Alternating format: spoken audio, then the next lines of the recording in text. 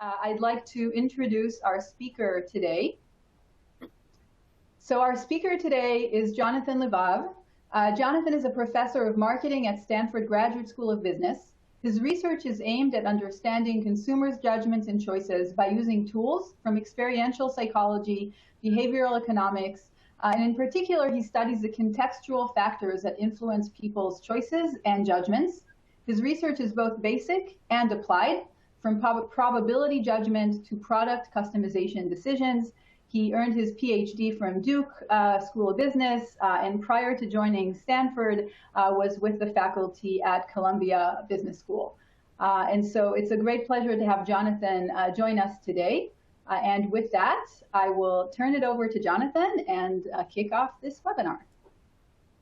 Thank you. So I just pressed a button. This is like typical hybrid work stuff. I just pressed a button that made Roni disappear. And so now I have to figure out how do I undo that, because I'd like to be able to, there we go. Okay, yeah, it was just a matter of scrolling. Okay, so now you're back. So the way this webinar system works is I don't see any of you. I have no idea what you're doing. I don't know where you are. You might be sitting on a beach somewhere. You might be in a bar. You might be at work. You might be hiding in a laundry room. And, you might be putting your kid to sleep. I have no idea. The only person I see is Roni. So that's the only sort of face I feel like I can interact with. So I don't feel like I'm just talking to a screen and going cuckoo. So we'll talk today a little bit about, just kind of briefly for a half hour or 35 minutes, a half hour. I think it's a half hour. And then we'll do some Q&A is a little bit of some research that I've done that talks about, looks at compares face-to-face versus remote work, and starts giving us a sense of what some of the psychological differences are and how those psychological differences might influence the type of tasks that are most appropriate for remote work versus in-person work. What you'll see is a small subset of a program that we have at Stanford called Leading from Home that Roni is going to talk about after the academic component for a little bit. Roni, is that right? Indeed. Yes. Oh, you're nodding because you don't have the sound. Okay, got it.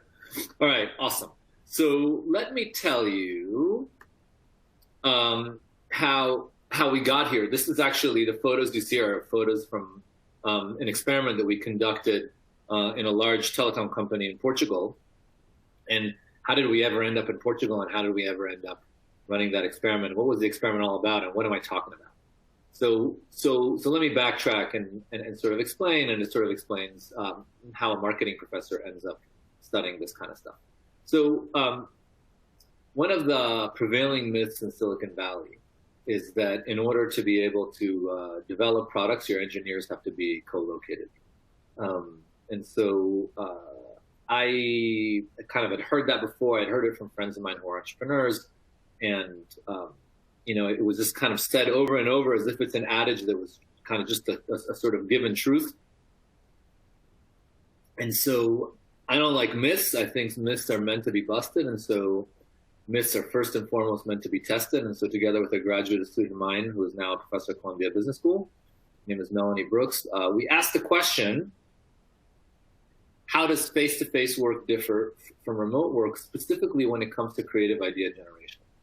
If you think about how products and services are made, or just how problems are solved, there's an initial phase of generating ideas or generating potential solutions, and then there's a phase of selection where you select one of those potential solutions to develop. And so we decided to create a set of experiments that actually kind of mimicked that two-step process, and to compare two situations, compare the common situations in which we're all working together in the same place versus the now common situation where we're working remotely. When we started this, it was before COVID, right? Back then, people worked remotely. This trend was already happening. It was already growing. This is the curve pre-COVID up to 2018. From 2008 to 2018, we were at a whopping 5.3% the share of Americans in the workforce who were working from home. Okay, that's just to give you a sense. We were going there, and that was the context in which we started running our experiments. And then, of course, COVID happened, and remote work totally blew up. And so our study that we complete, our set of studies that we completed just before COVID just became super duper relevant. So that's what I'll talk to you all a little bit about today. So remote work is, even though COVID, at some point is going to peter out, remote work is here to stay. Okay, so over 80% of company leaders plan to permit remote work after the pandemic in some form. And so in some form where by the way, Ronnie, I see some technical things about sound. Is this something on my end, or is it something on your guys' end? No, it's okay. Your audio is good. Rock and roll. Okay. And so that sort of element of COVID, of kind of working from home, is here to stay. The longer COVID lasts, the greater the expectation of employees to have an option of working from home, which means that we have to, up to this point, we've been sort of band-aiding sort of solutions for remote work. It's going to come the time very soon, if it's already come, is to start thinking systematically about how remote work is different than face-to-face work, and how we sort of have to adjust our work styles. Everybody's doing it, even handsome CEOs. In fact, the Twitter CEO, this is Jack Dorsey, said his employees can remain working from home forever. He said this back in May 2020. Okay, so there's going to be some companies that are just going to be fully remote. Maybe you're already in one of them.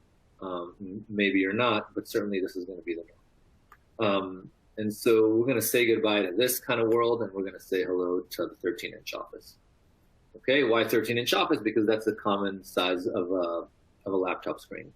Now, the 13-inch office has many advantages. For instance, you never have to encounter traffic ever again, which is great. And you control your time, and you control your space, and you can be sitting in your living room, or you can be sitting on your bed, or you can be sitting in your daughter's bedroom, as I am right now in our apartment, because that's the place with the most stable internet. But those are a series of advantages, but it obviously has some limitations. When you take your entire professional world, your entire interaction with people, and you compress it into this 13-inch rectangle, all kinds of things happen. And unless you understand what are those, at least some of those things that happen, you won't be prepared to maximize the potential of your team. Okay, and so we'll talk a little bit today about the different things that are different about this 13-inch environment, and sort of give you a little bit of a teaser about it. Now my training is in psychology, and so all of the insights that I'll be talking to you about are sort of the psychological differences, and how those psychological differences in the 13-inch office, how those can play out in the workplace. It's only a subset, obviously, of those things. So what's the biggest difference? And by the way, right now what I'm having one of these remote work awkward moments when you're doing things from home. That beeping sound that you hear, that's my dryer. that just finished. That would never happen. That would never happen in an actual workplace. But I'm at the same time, so my only alternative is to yell to my daughter to open up the dryer, and that would maybe be even more awkward than have the beeping sound. So we'll have to deal with the beeping sound from time to time. Eventually, I hope it stops. This is a comment. What you see on the slide is the perhaps from a psychological perspective, the most fundamental difference between the face-to-face environment and in a remote environment, right? So the 13-inch office versus a regular environment is how much of the physical environment is shared. You see these people, they're sitting having a meeting, right? They have a fully immersed physical shared environment, right? So the whiteboard is everybody's, the windows are everybody's, the air is everybody's, the smell is everybody's, the desk is everybody's there together. What happens in a remote environment like we have right now is that we have a not so shared environment. So we share this little space, but you have no idea what's going on outside of that little space for me.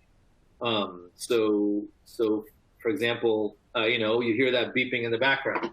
You don't know what I'm looking at. I'm looking at these chocolates on this desk, and they're enormously tempting.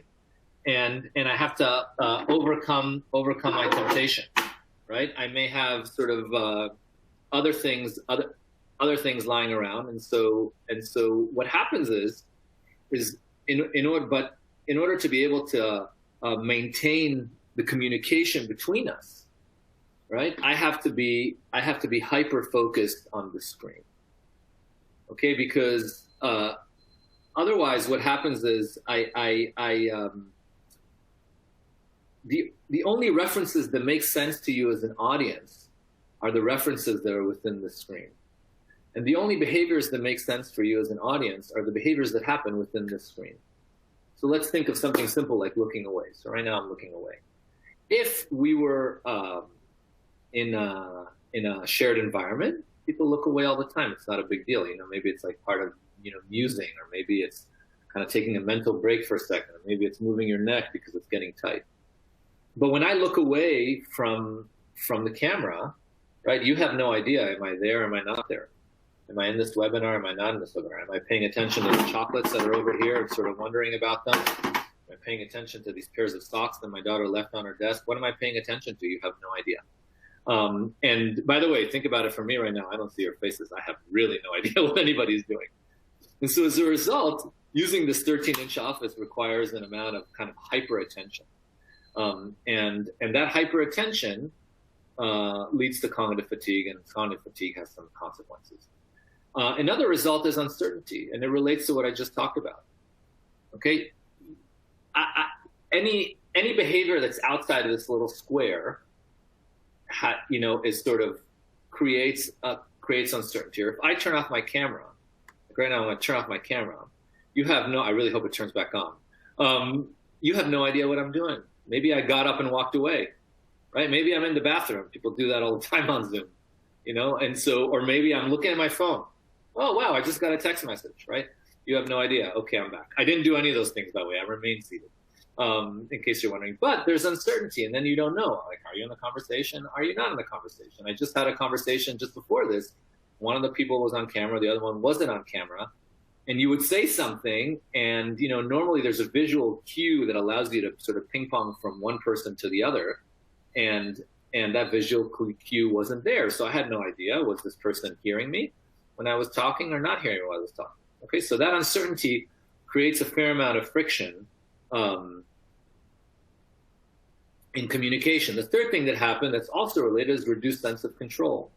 When I'm in a room with an audience, when I'm in a room with other people who I'm meeting with, I understand what the rules are, and I understand, and I have some control of them, and we have sort of a shared set of sort of norms and understandings of how to behave, and I can exert sort of some control over my situation in that environment. On Zoom, I often don't have that. And finally, and what I'll focus on today has to do with the thinking style. Okay, what I'm going to discuss in a little bit is how the physical experience of looking at this 13-inch screen, which basically means that I have only the screen in focus and everything else has to sort of melt away. Think about like the iPhone portrait mode, right? When you sort of focus on something, everything else kind of looks melty, right? That's effectively what you have to do sort of cognitively when you're engaging in remote work. And we're going to look at the consequences today of constrained expansive thinking on creative idea generation. Okay, so now let's go to the next slide. All right, so the first thing, let's just talk quickly about cognitive fatigue. Okay, so many people have heard of the term Zoom fatigue. And so Zoom fatigue, it's not that you're tired of Zoom, although I'm sure all of us are hella tired of Zoom. But it's actually the mental fatigue that you feel because of that amount of concentration that's required to communicate on Zoom. I mean, in fact, right now, because I want to seem like I'm looking you in the eye, I'm actually looking at my camera. And I'm looking at my camera, and I'm not looking at sort of anybody else's face directly as I would in a shared environment. And so it requires an enormous amount of concentration just to focus on this little dot and to pretend like there's a person on that other side. It's something that's very cognitively taxing. And so what happens when people are cognitively taxed? And so there's a lot of research in psychology about being cognitively taxed, but I'll tell you about one study that we did. And so in the study, what we find is evidence consistent with the idea, right? We don't test the exact link with fatigue, but it's consistent with the idea. Consistent with the idea that as you're cognitively taxed, the more taxed you are, the more you're likely to simplify the decisions that you make. Okay, why? Because simple decisions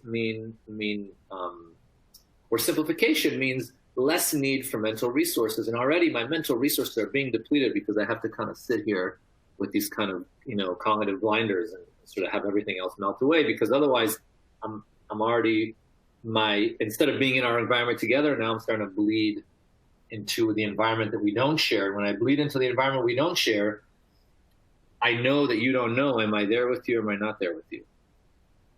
Are we in this zone together? Are we not in this zone together? And I know that introduces uncertainty and awkwardness, and it's also counter-normative. Like, when you talk to somebody, right, you're talking to them, you don't look away and start doing other things, then you're no longer paying attention to them. So what we found in the study, what we did is we studied parole board decisions of the largest parole board in Israel, and we had information about all the prisoners that were up for parole under Israeli law, which is based on British law, and U.S. law is the same. At the end of once you fulfill 2/3 of your sentence, you're eligible for parole, right? So the decision is: are you released on parole, or are you not released on parole? And so there's a bunch of circumstances that will influence that decision: what you did, how many times you've been in prison, what your behavior was like in prison, and so on. And so we had these files of these prisoners, and we knew also not just the files of the prisoners, but we also knew when they appeared in front of the judge. So I knew that Steve was first, Sam was second, David was third, Peter was fourth, and so on and so forth. Okay, and I also knew whether or not Sam, Peter, David, whatever, were released. And so what you see on the x-axis, and Roni, when I move my cursor, can people see my cursor moving or no? No, they can't see it. Okay. No. So you look at those tick marks on the x-axis. Each one of those tick marks is 3 positions. So it's 1, 2, tick mark is 3, 4, 5, tick mark is 6, and so on. Okay. And so what you have on the y-axis is the proportion of decisions at that ordinal position that favored the prisoner, which means they gave the prisoner parole. So in the first position, the first person in the day on average had a 0.63 probability of being released, the second person a little higher, and so on. And you see it kind of trends up and down and moves around a little bit, but overall the trend is downward sloping. And then there's these jumps. And so it turns out these jumps are coincide with the breaks that the judges took to have either a mid-morning snack or lunch. It's important to understand that there's no rhyme or reason to the order in which prisoners appear in front of the judges. So it's not like the best guys are first and the worst guys are last. Also, the judge decides when he or she wants to take a break.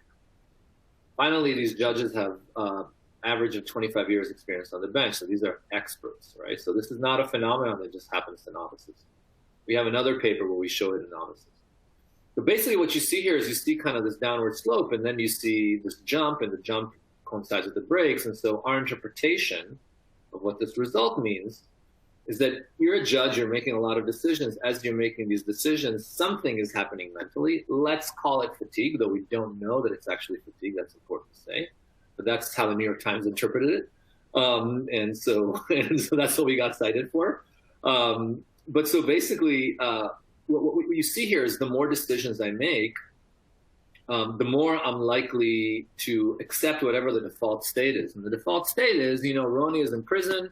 You know what? I'll just keep her in prison. Why not? Because that's the default state. That's the easiest decision I can make right now.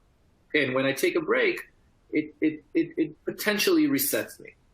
Okay, we don't exactly know what's happening there. We do have a subsequent study that I'll talk to about if we have time, where we look at that issue of resetting. So the first thing that happens is cognitive fatigue is real, right? Zoom fatigue is cognitive fatigue. That fatigue changes the strategies that you use to make decisions, such that you are going to tend to go with whatever your default states or your default most sort of primitive tendencies are.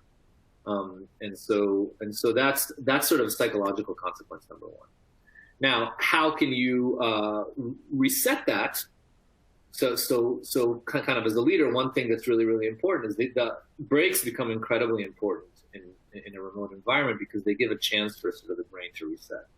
And not just breaks, but environmental changes. We had another study that we did in the laboratory where people did a task that was intended to sort of tire them mentally. And then we gave them a task that was there to sort of test their ability to exert control over their decisions. And so self-control is a function of our brain that requires resources. Like when I see a jar of chocolate chip cookies, I don't, in order not to grab those cookies, I have to have something in my brain saying, dude, don't do it. Don't do it. Like, that's bad. That's, here comes the back fat. Avoid it.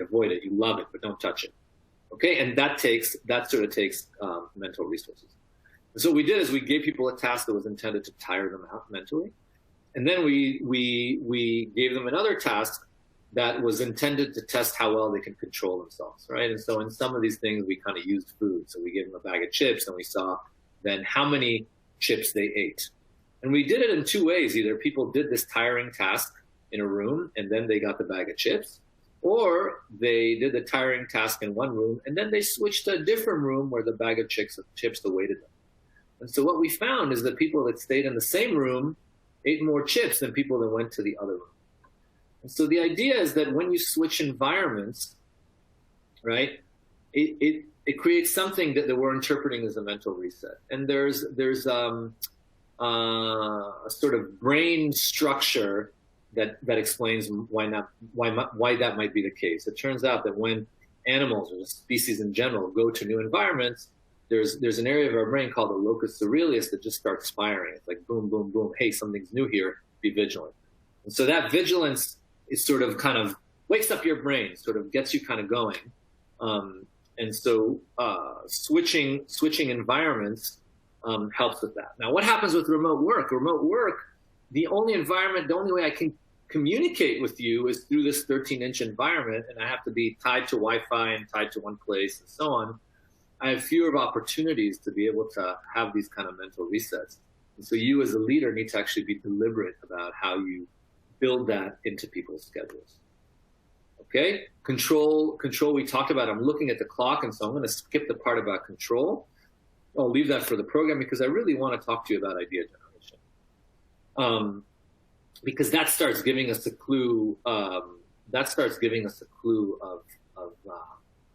the types of tasks that may be better or worse to do in person. And so we together with my grad student, we ran this series of studies where people either came up with creative ideas face to face, so working across from each other. I'm on this side of the table, you're on that side of the table, or through Zoom, okay, where you kind of see people from the chest up, just like they would be sitting at a table, and they interacted that way. And so they had to do tasks like come up with alternative uses for a Frisbee. Okay, that's a classic task in the creativity literature called the alternative uses task. Okay, we did this both in the laboratory, but we also did this, as I pointed out, in not just in Portugal, in a bunch of different countries at this global telecommunications company, with actual engineers actually coming up with creative ideas for products for the company to execute. And so what we found invariably in all of our experiments is that people who worked face-to-face generated more ideas than people who worked over video. Okay? So again, if I worked with Roni in the same room, let's say we generated on average 7 and a bit ideas, and if Roni and I had been working on video, we would have generated about an idea and a half less, looking at the number of creative ideas. Okay, and so it kind of doesn't matter how you slice the data, whether you're looking at the number of ideas that are judged are creative, which we had a certain cutoff for that, or if you just look at the number of overall ideas. Invariably, whether in the laboratory or in the field, working face-to-face, in the idea generation phase, groups that worked face-to-face did better. And so the group sizes that we looked at were actually dyads. So we looked at pairs of people. But that's just the first phase, right, of of developing a solution. The first phase of developing a solution is coming up with lots of different possibilities. And the next phase is selecting one of those possibilities to develop, right? So that's like classic product development. And so in that task, that second task, which we asked people to do, we said, okay, now you've generated a bunch of ideas, select the one that you think is the best. And then we had an external jury of judges that judged all of their ideas. And if indeed they had selected the idea that an external jury judged to be their best idea, then they would get some kind of payout. Okay, so there was a financial incentive to do this. And in the context of the field experiment, we did this with the company. If their ideas were selected, they actually got sort of funding, and they could actually potentially have startups within this big company. So the stakes were really enormous. And so that in that second task, where we asked people to select, to make a decision, the people that worked over video selected better than the people that worked face-to-face. Okay, so the people that worked face-to-face generated more ideas, so they did better in that task, but the people that made a decision better over video than face-to-face. So then the question is kind of, why might that be? Okay, now here we're sort of in the realm of speculation. We have a bunch of evidence for it. I won't be able to cover all of it, but we have some sense that this might be the case through all kinds of statistical analyses that we did. And so we think that what's implicated here is this idea of attentional focus that I talked about earlier. Okay, so if you think about how idea generation happens, right? I basically take a concept, I connect it with another concept, and I connect it with another concept, and another concept, and I sort of go on, and I connect lots of different ideas to each other, and I essentially have to think expansively. Okay, the more expansively I think, the more likely I am to stumble on a disruptive idea. Now, what happens with the 13-inch office? In the 13-inch office, when we work over video, now we're like this, right? We have to have these blinders on. Why do we have to have blinders on? Because the second that I move away, now I'm no longer in the interaction. If I'm not in the interaction, then wait a second, something's wrong. That's not normative. Like, we're working together. We're not working apart, right? And so what we think happens is that physical focus bleeds over, and there's evidence for this that happens in the literature, into a kind of cognitive focus. So that if I have to put on attentional blinders, it affects all my thought processes. Not simply, it's not just the physical experience of having to pay attention and looking at this camera and looking at the screen. It becomes also a cognitive style. Okay, and so you could see how that could hurt idea generation, because idea generation is about coming up with lots of different types of things. But we think, and here we're speculating, but we have some reason to speculate it, we think that a focus actually facilitates the decision-making phase, the deciding which idea to choose. Why? Because if you think about what decision-making requires, it requires attentional focus, weighting lots of different evidence, thinking about, is this good, is this good, is that good, and so on. It's not about thinking expansively. It's about being convergent. It's about converging on something. So it's congruent with the physical experience that you have looking at the screen. And so we think that that's what's happening. And what that suggests to us is that there may be tasks that are better face-to-face, and there may be tasks that are actually better being done through computer. And so one speculation that we have is that tasks that really require narrowed attentional focus can be done very effectively in video communications and video interactions. Whereas tasks that require more, call it cognitive looseness, expansive thinking, those are perhaps tasks that won't be as good. So this is what so we think about expansive thinking. Think about it in terms of how much the ideas relate to each other. So if I'm thinking very expansively, the ideas that I come up with don't really relate to each other or are further away from each other, versus when I'm constrained, they're very narrow. Okay, so this is constrained expansive thinking, right? And so this is, as opposed to the bottom that you see, is kind of thinking more expansively, right? And so we actually were in the position to test whether sort of the connection between the different ideas that people generated for each group, whether they were more consistent with the top panel or with the bottom panel in each of the experimental conditions. So I could look at it, people that were working face-to-face, what did the map of their ideas look like? And the people that worked over video, what did the map of their ideas look like? So let me show you an example. So for instance, I have a Frisbee, and so maybe a Frisbee, I don't know, makes me think of a picnic, so I come up with a plate, and maybe a plate thing makes me think about a table, so I come up with a coaster. Okay, so these are all things that relate to each other. All right, so this is narrow, relatively narrow. Think of it more of like as a cypress tree. Now this is when you're unconstrained, right? So, okay, Frisbee, okay, it's something flat I can put things on, a paint palette. Oh, wait, I can also, use it to slide on, and so on. Whoops, I went a slide too far.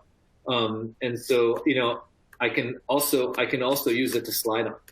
Okay, so the bottom map is the type of set of ideas that we saw when people worked face to face. So think about it as a big oak tree, which is what I want.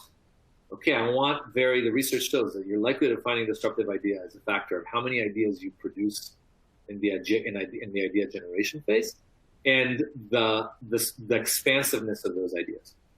Okay, and in contrast, when I worked on video, I had these ideas that were sort of narrowly, and not only generated fewer ideas, but I had ideas that were narrowly related to each other, right? And so the physical experience of working on the computer bleeds out also to the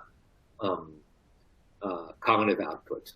And we have also a series of analyses where we look at the things that people look at, right? So we find that when people, because we filmed everybody, and then we can look at their eyes, like where are their eyes going through eye tracking. And what we find is that people in the video condition indeed spend more time looking at each other, okay? And so compared to when people are working face-to-face, they spend more time kind of looking around the room. Now there seems to be a correlation between the sort of freedom to look around the room and the expansiveness of their ideas. But there's more than that. Think about, even when you're in a face-to-face situation, how much concentration, how much effort it takes to hold your gaze on just one thing, right? It's almost like unnatural. It's much more natural for us to sit in a room with another person or sit over a bunch of other people,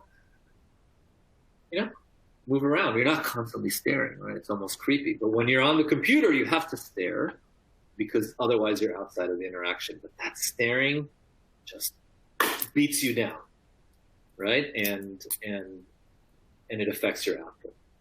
Okay, so that's to give you a little bit of a sense of what we found in that study. I see like the Q&A blowing up, and so we have about 10 minutes remaining, and so I want to be able to answer some of those questions. But that's just to give you a flavor of what we're doing research-wise, and how we have to start being deliberate about the things that we do in person versus the things that we can do on video. And if you think about those 4 factors that I talked to you about earlier in those 4 psychological factors, I can go back to it very quickly, I hope very quickly, how these 4 psychological factors play out. You have to sort of be deliberate about managing people's cognitive fatigue and the type of task you give them and when you give it to them. Sort of dealing with the uncertainty and actually almost sometimes over communicating so that the uncertainty doesn't become an issue in the interaction. Helping people sort of have a sense of control over their time, also over the information that's around them. And finally, and to me, most interestingly, how it affects their thinking style. Okay, Roni, how do you want me to do the Q&A? You want to pick some questions to ask and hopefully I can come up with an answer? So I think we've tried in this webinar to explore a little bit some tips that managers can use for when to do different tasks. And so we, for instance, learned that if you want to have a fairly challenging cognitive task that requires complex decision making, it's probably best to do it in the morning or after a break or at a time where cognitive fatigue is low. We also heard that brainstorming or expansive thinking might be better in an in-person environment. And my question to you is, one, can it also be done effectively remotely? Because not all of us are able to come together in person. And how do you do that? And then what advice do you have for a hybrid situation where some of your team is in person and others are remote?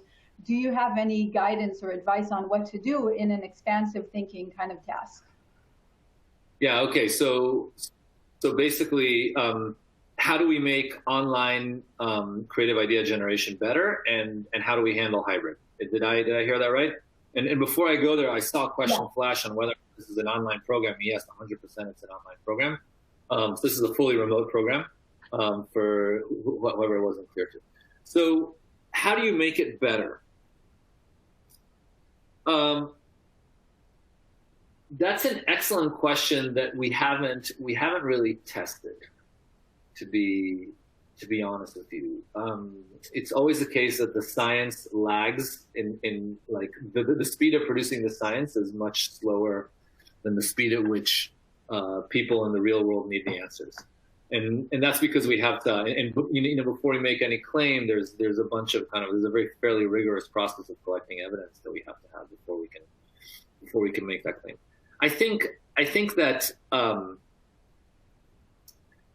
what you need to do is there is no getting around the physical experience of working through the screen, right? I mean, short of maybe virtual reality, but we're nowhere near that yet to kind of do that at scale.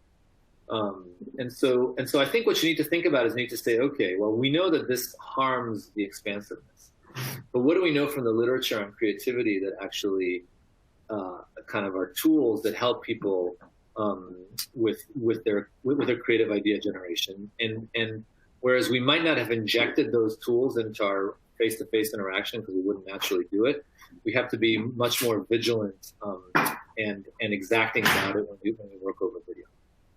So, for example, it turns out constraints make people much more creative, and so really be deliberate about having procedures that force constraints when you're idea generating over video. That's also true face-to-face, obviously. Just people don't do it, but understand that the importance of some of those procedures that you might not find natural or might not find as obvious becomes more important when you're working on video. The other thing to do is to maybe shift the creative idea generation when you're working on video to something that's a bit more sequential, something that's called brain writing. It doesn't require like this kind of constantly paying attention to the camera and interacting. So in brain writing, what you do is Roni comes up with an idea, she passes me the sheet of paper, and then I come up with an idea, and I can use her idea and develop it, or I can inject my own. Right, and then I pass it on to the next person, and the next person. So now we're still working remotely, right? Because we can do this on a Google Doc in some kind of regular cadence, but we don't have this effect of like I gotta kind of be stuck with my face into the shared environment that's so narrow. So that's the first possibility. The second thing has to do with hybrid work. To be honest with you, I don't love the idea of creative idea generation in hybrid teams for all kinds of reasons. One of them is because the norms of behavior in face-to-face are so different than the norms of behavior with hybrid. And so inevitably, you also have technological limitations. You have all kinds of awkward moments. And so as a result, you essentially create two sub-teams. And so my personal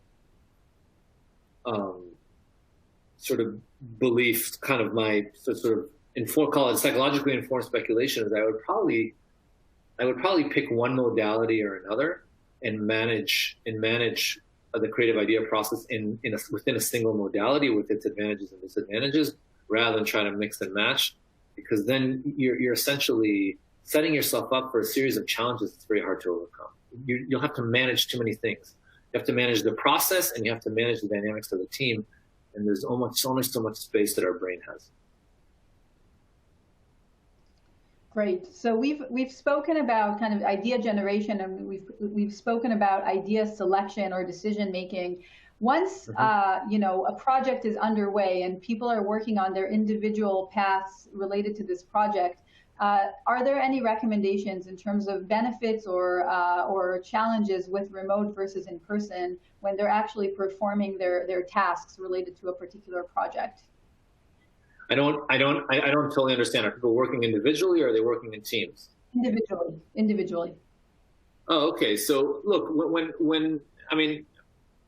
there's the reasons why individual work remote versus individual work in the office might differ have a lot to do with sort of norms of behavior in the workplace versus at home than they do with the physical experience of looking at a screen. And so we cover that quite a bit actually in the program. We didn't really talk about that today at all, but there's all kinds of dynamics that can happen in the workplace that don't happen at home and vice versa. That sort of matter, and it really depends on the kind of workplace that you have. Some workplaces are more conducive to concentrating. Other workplaces are less conducive to concentrating. It also depends on the task.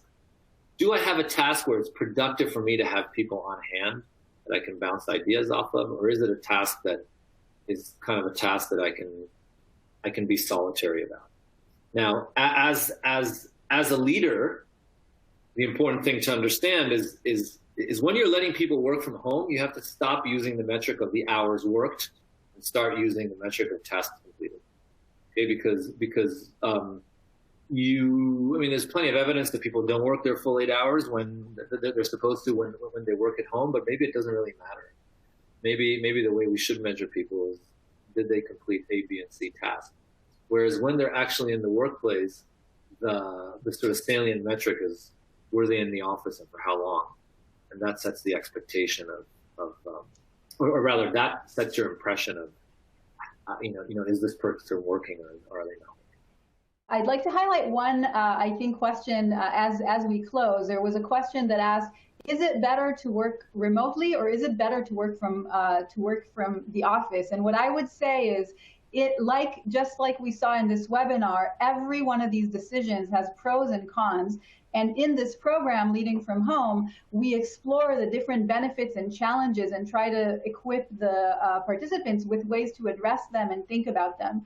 So there certainly isn't one answer. It's better to do this or it's better to do that. And also we're aware that, people will have the need to work in all of these modalities more and more in the future. And so that's kind of how we think about this and how the Stanford faculty that present in this program, just like Jonathan, think about the complexity with these decisions that managers have to make.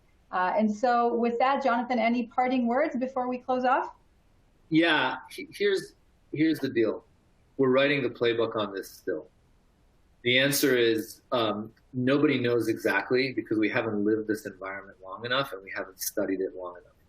What we can do is, there's some studies that have already been done that, yes, we can draw on, but then we can think about basic sort of insights from behavioral science that allow us to predict how people are going to behave in different situations and essentially create tests for it. So understand what, if you work hybrid, what the challenges would be. If you work fully remote, what the challenges would be. And so, at least some